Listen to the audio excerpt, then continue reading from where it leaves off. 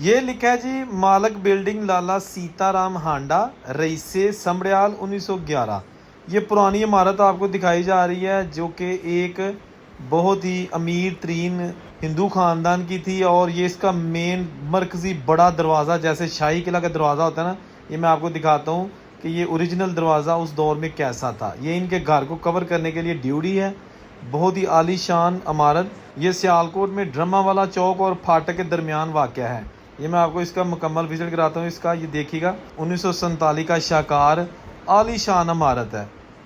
ये सामने main road आ गया और ये जो इसके दरवाजे और लकड़ी है ना, ये सब ओरिजिनल है। रात को ये दरवाज़ा बंद कर दिया जाता था। और इस गली के अंदर लाला सीताराम और उसकी फैमिली के जो घर थे, ये उनको महफूज करने के लिए एक छोटी सी गली में बड़ा मेन मरकज़ी दरवाज़ा लगाया गया है जो कि अपनी असली हालत में मौजूद है। लेकिन अब ये दरवाज़ा काबिल इस्तेमाल नहीं है।